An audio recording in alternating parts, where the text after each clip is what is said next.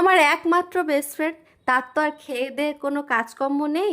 Last পর্যন্ত ছেলে পেল না, বিয়ে করলো আর নন বেঙ্গলিকে। সে তো বাংলা কিছুই বোঝে না, তার সাথে আর কি আড্ডা তামাশা করব। উপরন্ত সে আবার ভেজিটেরিয়ান, ননভেজ কিছুই খান না। নতুন বিয়ে করেছে, বান্ধবী বলে কথা, বান্ধবী আর তার বরকে নিমন্ত্রণ করে খাওয়াবো। এদিকে মাথাতে কিছুই ঢুকছে না যে করবোটা কি আইটেম।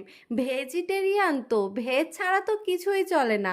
মাছ মাংস টম কিছুই খাবে না, পনিরটা চলে। আর ভেজের মধ্যে কি করব। আর তার উপর বরটা আবার অত্যন্ত রোগা চিমড়ে শরীর। তাই ওর বরকে ব্যঙ্গ করেই আমি মনে মনে ভাবছি যে ভেন্ডির কিছু আইটেম করি, ওর শরীরের সঙ্গে এই ঢ্যাঁড়সটা বেশ মানাবে বলে আমি এই ভেন্ডির রেসিপিটা করেছি। বন্ধু আর বন্ধুর বরমশাই এসে হাজির। খুবই ভালো। তো বন্ধুর বরের সাথে তো কোনো কথাই বলতে পারছি না, সে তো বাংলা কিছুই বোঝে না। আর বাংলা বললে মুখের দিকে হাঁ করে ফ্যালফ্যাল করে তাকিয়ে থাকছে, যেন কি একটা আমি অদ্ভুত কথা বলছি। যাই হোক, সেসব কথা বাদ দাও বন্ধুরা।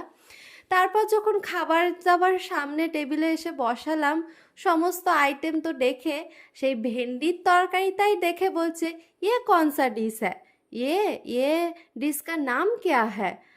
আমি তো ঘাবড়ে গেছি, ডিশের নাম আবার কি বলবো রে বাবা। আমি ওর নাম বলে ফেলেছি ব্যঙ্গ করে, এটা হচ্ছে ভেন্ডি মহারাজা।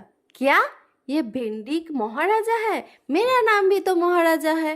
ये क्या बात है, ये इसको तो मैं ट्राई करूँगा ही करूँगा।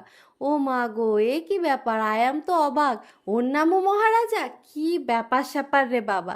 যাই হোক, সে তো ট্রাই করা মাত্রই বলে ওঠে, বৌদি तुम क्या बनाता है, तुम्हारा हाथ में तो जादू है, मैं तो इसका फिदा हो गए।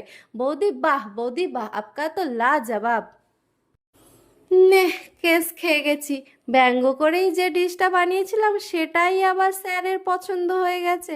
যাই হোক বাবা, ভালোই ভালোই সব মিটে তো গেল।